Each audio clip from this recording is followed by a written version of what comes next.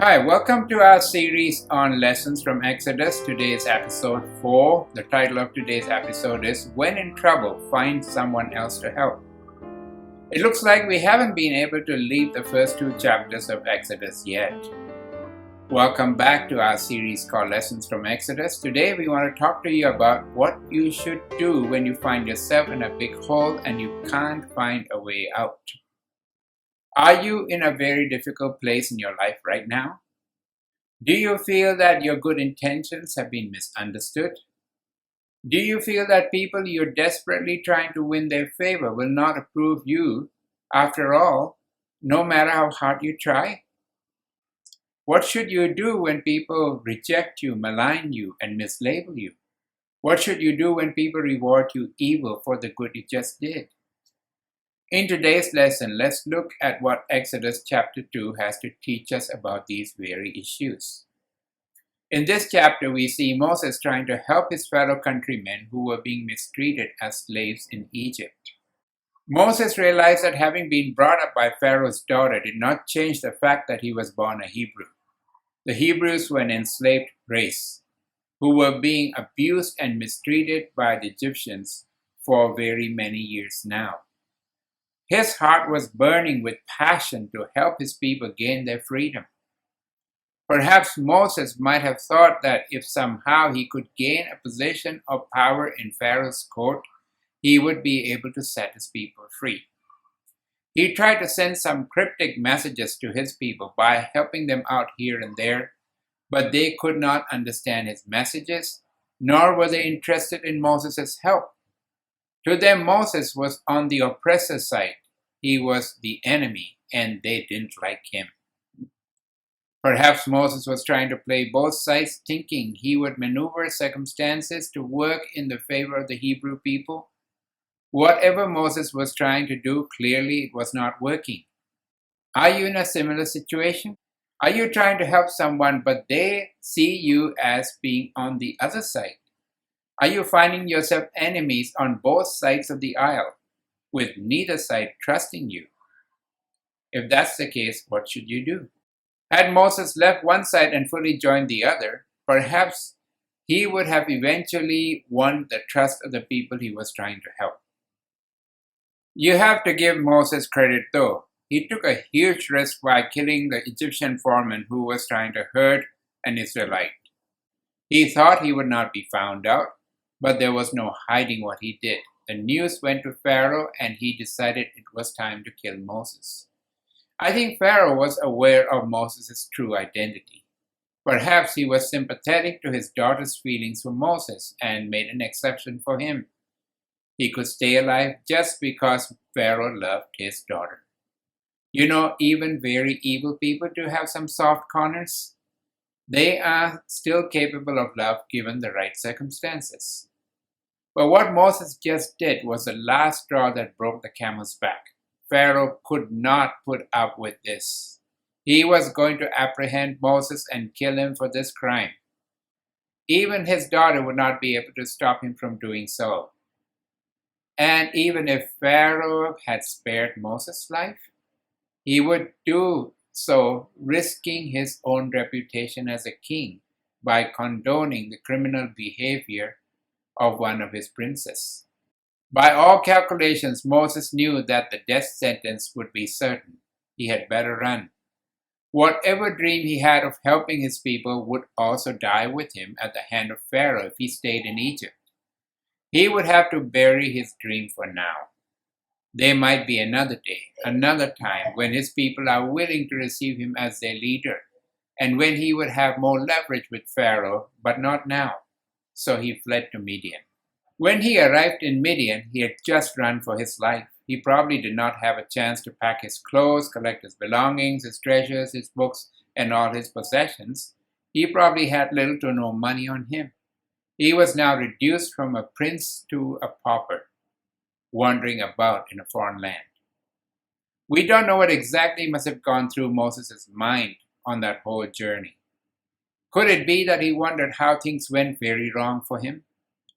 His good intentions towards his people were rejected and his crime was discovered. He was nowhere near seeing his dream of seeing his people free from slavery come true. His dream was dashed to pieces. Where now was the God of the Hebrews? The God his forefathers worshipped? The God who promised to the Hebrew people that they would be a free people dwelling in a land flowing with milk and honey? Why did God not help him? He must have felt very rejected and dejected and confused.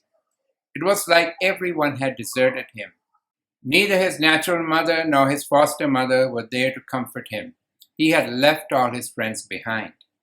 Everything seemed so hopeless now.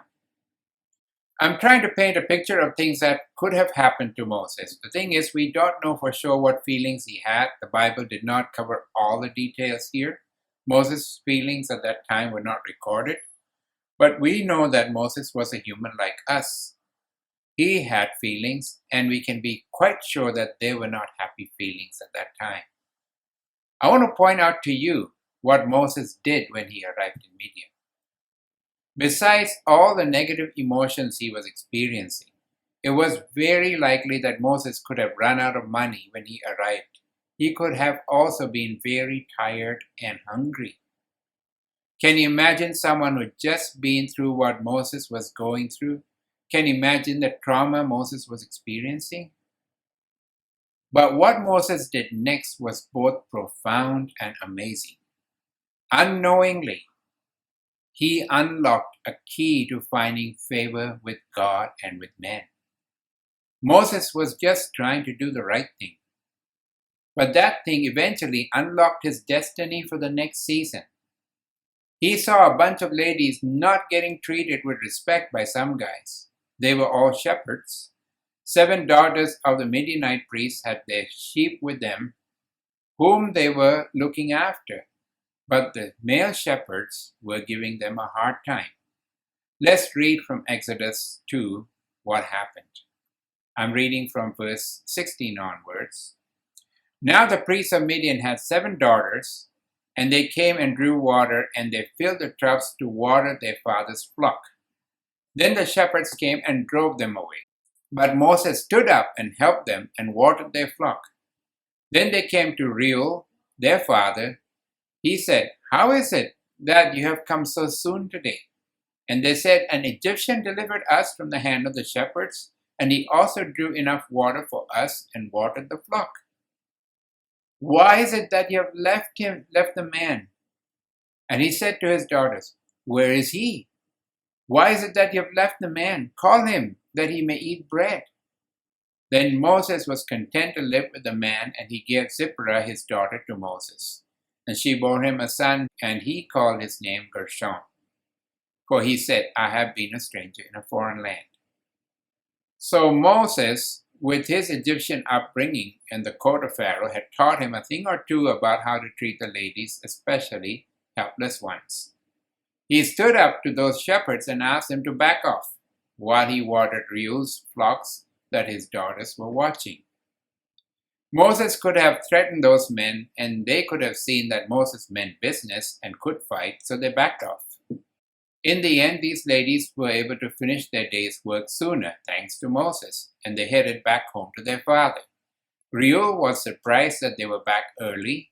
Then he found out about this great Egyptian guy who helped his daughters out, and was surprised that his daughters did not at least thank him with hospitality. He invited Moses in to have a hot meal, offered him a job, and gave Zipporah, one of his daughters, to Moses as a wife. One act of kindness and bravery Moses had shown had opened a door to the next phase of his destiny. Moses did the right thing. He disregarded his feelings and his needs at that time. He saw some people in distress and immediately jumped in to help. God was pleased with what he did and gave him a new family to be part of. Moses got a new job, a wife, and eventually gave birth to a son, Gershom.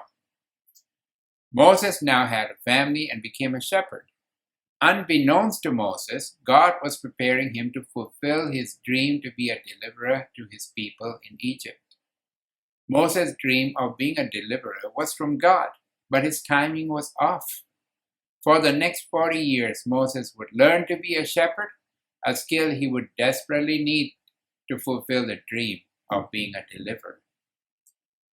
What is the dream God gave you? Are you finding yourself frustrated, not seeing it being fulfilled? Does it perturb you that people around you cannot recognize the call of God on your life? Are you discouraged that everything you are trying to do to show others that you can be a great asset in their lives, should you be allowed to function in your calling, is not being recognized? Do you feel being ignored and sidelined? Like Moses, you could be experiencing all kinds of negative emotions, but I would like you to feel hope. I would like you to take the focus off of yourself and start looking around who you can help. That is what Moses did. It did not cause him to fulfill his dream right away, but it did help unlock the next phase of his destiny. This part of his destiny would prove to set a stage for him to fulfill the call of God that was on his life. Look around you. Who can you help? Who are the people who need you? Don't waste your time trying to help someone you think needs your help, but they don't recognize your gift. Instead, look for the ones who are desperate, who are needy, who are destitute, who have no one else to help. Go for those. Go to the least of his brethren. Go to those who cannot give you much in return for your gifts and talents. When you reach out to such people, you will find yourself passing through a door of destiny that God has for you. Believe me, that is the door you will need to pass through if you're going to see the call of God in your life fulfilled. I hope that this video has encouraged you, and if it has, please share it with your friends or people you think can benefit and learn from it.